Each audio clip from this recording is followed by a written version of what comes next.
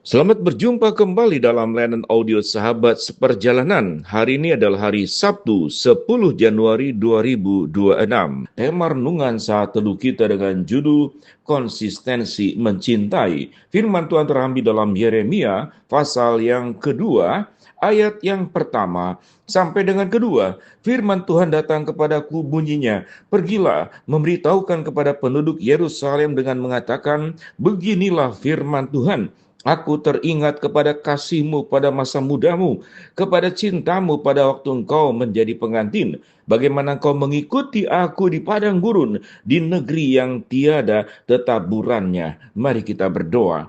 Bapa yang di dalam surga, kami bersyukur bahwa firman Tuhan yang disampaikan sedemikian dalam, penuh dengan kebenaran, namun juga indah dalam kalimat-kalimat yang disampaikan. Dalam nama Tuhan Yesus kami berdoa. Amin. Shalom sahabat seperjalanannya dikasih Tuhan. Bagaimana mungkin Tuhan yang sedemikian besar, tinggi, agung bisa menyampaikan kebenaran di dalam kalimat-kalimat yang sedemikian dalam, penuh dengan kebenaran, mulia, dan penuh dengan keindahan. Bagaimana hubungan Tuhan dengan umatnya, bangsa Israel, khususnya di dalam kitab Yeremia, mengingatkan kepada orang-orang Israel, seperti yang dikatakan pada ayat yang kedua, pergilah memberitahukan kepada penduduk Yerusalem dengan mengatakan, beginilah firman Tuhan, aku teringat kepada kasih-Mu pada masa mudamu, kepada cintamu pada waktu engkau menjadi pengantin, bagaimana engkau mengikuti aku di padang gurun, di negeri yang tiada tetaburannya. Ayat ini menjelaskan tentang cinta mula-mula daripada bangsa Israel yang sedemikian indah, setia, penuh dengan keindahan, yaitu hubungan seperti seorang suami istri atau mereka yang pada masa mudanya dikatakan pada ayat yang kedua, sebelum pernikahan, masih berpacaran, masih indah-indahnya, mengungkapkan dengan penuh keindahan. Seakan-akan waktu itu adalah waktu hanya bersama berdua dan tidak ada yang lain. Jadi hubungan antara Tuhan dan umatnya Israel digambarkan seperti seseorang yang sedang berpacaran, kemudian memasuki jenjang pernikahan, dan pernikahan-pernikahan di awal, pernikahan-pernikahan di masa muda yang sedemikian indah. Bahkan ayat yang kedua dikatakan, walaupun kita berada di negeri di padang gurun yang tiada tetaburannya, artinya tanaman pun sulit, kering kerontang, namun cintanya tidak kering dan tidak kerontang. Cintanya seperti pohon yang tetap hijau sekalipun di padang gurun. Bukankah ini sesuatu yang sangat indah, yang luar biasa?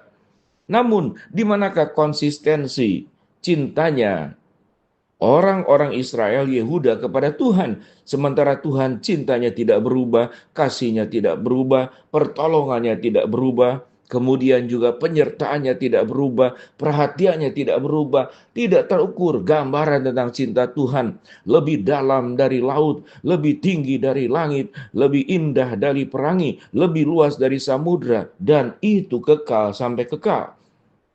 Cinta Tuhan yang tidak berubah dan cinta Tuhan yang tidak berakhir. Namun bagaimana dengan bangsa Israel yang mudah berubah, menyembah berhala, meninggalkan Tuhan, bersungut-sungut. Lalu kemudian kalau sudah Tuhan tidak dianggap, tidak ada lagi. Lalu kemudian berjuang untuk mengatur Tuhan. Mengapa Tuhan begini? Mengapa Tuhan begini? Begitu, aku menginginkan suatu keadaan seperti ini, tetapi Engkau menyediakan keadaan dalam kondisi yang berbeda dengan harapan dan keinginan setiap kita masing-masing. Ayat yang ketiga dikatakan, ketika itu Israel kudus bagi Tuhan, sebagai buah bungaran dari hasil tanahnya. Semua orang yang memakannya menjadi bersalah, malapetaka menimpa mereka. Demikianlah firman Tuhan. Dengarkanlah firman Tuhan, hai kaum keturunan Yakub, hai kaum keluarga keturunan Israel. Beginilah firman Tuhan, apakah kecurangan yang didapati nenek moyangmu padaku, sehingga mereka menjauh daripadaku, mengikuti dewa kesia-siaan, sampai mereka menjadi sia-sia, dan mereka tidak lagi bertanya, di manakah Tuhan yang menuntun kita keluar dari tanah Mesir, yang memimpin kita di padang gurun, di tanah yang tandus dan lekak-lekuk, di tanah yang sangat kering dan gelap, di tanah yang tidak dilintasi orang dan tidak didiami manusia.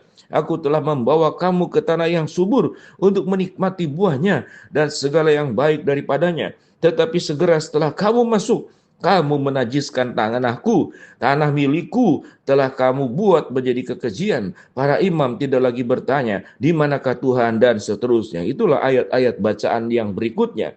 Manusia demikian.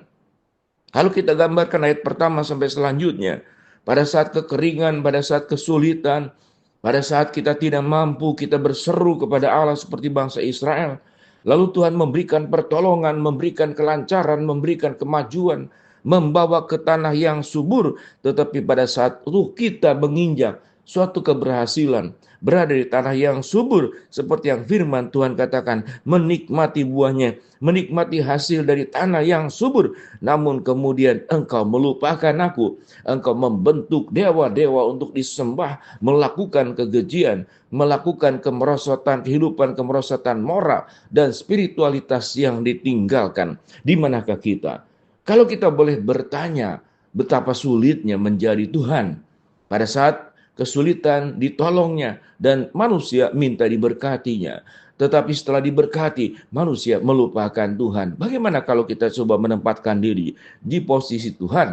Sekalipun kita tidak mungkin menjadi Tuhan, maka serba sulit menghadapi manusia. Sehingga kalau boleh dikatakan, di antara seluruh makhluk hidup yang sulit diatur itu siapa? Mungkin manusia.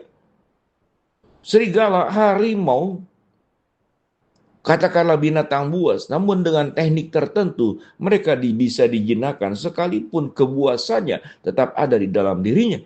Tetapi manusia itu serba sulit.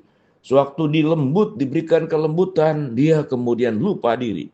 Sewaktu ditolong, dia bersyukur, namun setelah mendapatkan berbagai macam pertolongan, lalu merasa dirinya mandiri, merasa dirinya sanggup, merasa dirinya kuat, merasa dirinya hebat, dia meninggalkan Tuhan dan dia melupakan Tuhan. Biarlah sahabat seperjalanan dalam masih awal-awal tahun ini, pada saat ini Tuhan akan menolong kita supaya kita tidak berlaku buruk seperti orang Israel, seperti orang Yehuda. Biarlah kita memiliki cinta yang konsisten, karena Tuhan pun mencintai kita, mengasihi kita dengan konsistensi, tidak pernah berubah, tidak pernah kemudian memalingkan wajah dan mukanya. Sekali Tuhan mencintai kita, dia akan terus mencintai kita. Sekali Tuhan berjanji, Tuhan akan menepatinya. Tuhan berkata, aku sekali-kali tidak akan membiarkan engkau, dan aku sekali-kali tidak akan meninggalkan engkau. Janji Tuhan ia benar dan sempurna, tidak pernah diingkari. Biarlah sahabat seperjalanan di awal-awal tahun 2026 ini, kita boleh mengambil sebuah komitmen. Ya Tuhan, kalau Engkau sudah mencintai kami sedemikian luar biasa, konsistensi dalam kebenaran dan keilahiannya, biarlah kami pun memiliki cinta kasih, mengikut Tuhan, mencintai Tuhan dengan setia, dengan konsisten, tidak berpaling kiri dan kanan, dan selalu melihat bagaimana berkat anugerah kekuatan Tuhan yang menjadikan hidup kami ada pada saat ini. Tatkala kami mengalami kemajuan, kesuksesan, kami tidak seperti orang Israel, melupakan Tuhan, dan kemudian berkat yang sudah diberikan membuat mereka lebih mencintai berkat daripada mencintai Tuhan. Mari kita berdoa. Bapa dalam surga, terima kasih buat kebenaran firman Tuhan yang kami pelajari. Hamba-Mu berdoa buat sahabat seperjalanan yang sakit, Tuhan jamah sembuhkan. Sahabat seperjalanan yang sedang menghadapi masalah, Tuhan bukakan jalan.